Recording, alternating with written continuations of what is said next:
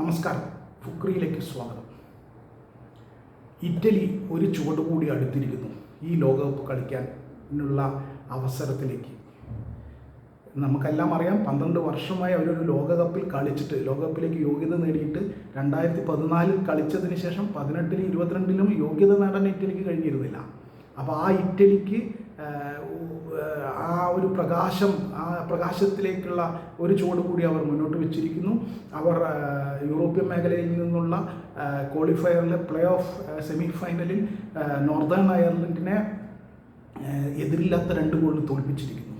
അങ്ങനെ ഫൈനലിൽ എത്തിയിരിക്കുന്നു. ഇനി ഫൈനലിൽ ബോസ്നിയയെ കൂടി തോൽപ്പിക്കാനായാൽ, ബോസ്നിയയാണ് ഫൈനലിൽ എത്തിയിരിക്കുന്നത്. ബോസ്നിയ വെയിൽസിനെ തോൽപ്പിച്ചിട്ടാണ് ഫൈനലിലെത്തിയത്. അത് പെനാൾട്ടി ഷൂട്ടൗട്ടിലായിരുന്നു. നിശ്ചിത സമയത്ത് 1-1 സമനിലയായിരുന്നു. പിന്നീട് 4-2 പെനാൾട്ടി ഷൂട്ടൗട്ടിലെ വിജയമാണ് ബോസ്നിയ ഫൈനലിലെത്തിച്ചത്. ആ ബോസ്നിയയെ തോൽപ്പിക്കാൻ കൂടി ഇറ്റലിക്ക് കഴിഞ്ഞാൽ ഇറ്റലിയുടെ 12 വർഷത്തെ കാത്തിരിപ്പ് പൂർത്തിയാകും. അവർ ലോകകപ്പ് കളിക്കും.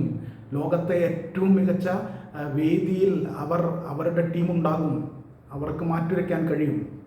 അപ്പോൾ നോർത്തേൺ അയർലൻഡിനെതിരെ കളിച്ച കളിയാണ് ഇറ്റലി തുടർന്ന് കളിക്കുന്നതെങ്കിൽ തീർച്ചയായിട്ടും അവർ ലോകകപ്പ് കളിക്കും. അത്രയും നന്നായി തന്നെ അവർ കളിച്ചു. അവരെ സംബന്ധിച്ചിടത്തോളം 2 ഗോൾ അടിക്കാൻ കഴിഞ്ഞു എന്നത് ചെറിയ കാര്യമല്ല. അവർ നിലവിലെ അവരുടെ ഫോം വെച്ച് നോക്കുമ്പോൾ നോർത്തേൺ അയർലൻഡിനെതിരെ അവർ നന്നായി കളിച്ചു എന്ന് തന്നെ പറയണം. ആ കളി തന്നെ ബോസ്നിയക്കെതിരെ എടുക്കുകയും ബോസ്നിയയെ തോൽപ്പിക്കുകയും അതുവഴി ലോകകപ്പ് കളിക്കുകയും ചെയ്യണം ഇറ്റലി. കാരണം അർജൻറ്റീനയും ഫ്രാൻസിനെയും ബ്രസീലിനെയും സ്പെയിനെയും ഒക്കെ പോലെ തന്നെ ലോകത്ത് ആരാധകരുള്ള ഒരു ഫുട്ബോൾ ടീമാണ് ഇറ്റലി. യൂറോപ്പിലെ ഏറ്റവും മികച്ച, ഒരു കാലത്ത് കിരീടം വയ്ക്കാത്ത രാജാക്കന്മാരായിരുന്നവരാണ് ഇറ്റലി. ആ ഇറ്റലി തീർച്ചയായിട്ടും ലോകകപ്പ് കളിക്കണം. ആ കളിയിലേക്ക് എത്താൻ അവർക്ക് ഫൈനലിൽ ബോസ്നിയയെ കൂടി തോൽപ്പിക്കാൻ കഴിയുക എന്നത് പ്രധാനമാണ്. ഇന്ന് കഴിഞ്ഞ കളിയിൽ അവർ നോർത്തേൺ അയർലൻഡിനെതിരെ അവരുടെ പ്രതിരോധ നിരയും മധ്യനിരയും മുന്നേറ്റ നിരയും ഡിഫൻസ്, മിഡ്ഫീൽഡ് ആൻഡ് അറ്റാക്കിംഗ്, ഈ 3 ഡിപ്പാർട്ട്മെൻറ്റും നന്നായി കളിച്ചു. മികച്ച നിലയിൽ തന്നെ കളിച്ചു. പക്ഷേ വലിയ അതിഗംഭീരം എന്നൊന്നും പറയാനില്ലെങ്കിലും അവർ നിലവിലെ സാഹചര്യങ്ങളെ മറികടക്കാനുള്ള കളി അവർ പുറത്തെടുത്തിട്ടുണ്ട്. ഇത് തന്നെയാണ് അവർ ബോസ്നിയക്കെതിരെയും കാണിക്കേണ്ടത്.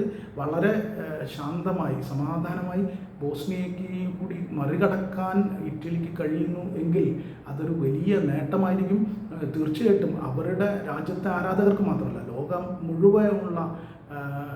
മുഴുവനുള്ള ഫുട്ബോൾ ആരാധകർക്ക് അതൊരു വലിയ ആശ്വാസമായിരിക്കും. കാരണം ഇറ്റലിയെ അവരുടെ നീല ജേഴ്സിയിൽ ലോകകപ്പിൽ കാണുക, ലോകത്തെ ഏറ്റവും മികച്ച ഫുട്ബോളിൻ്റെ ലോകകപ്പിൽ ഉണ്ടാവുക, ലോകത്ത് ഫുട്ബോളിൻ്റെ ഏറ്റവും മികച്ച വേദിയിൽ അവരെ കാണുക എന്നത് തീർച്ചയായിട്ടും വലിയ സന്തോഷം നൽകുന്ന ഒരു കാര്യമായിരിക്കും.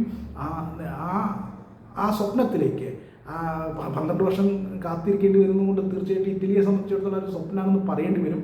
ആ പ്രതീക്ഷയിലേക്ക് ഒരു ചുവട് കൂടി വെച്ചാൽ മതി.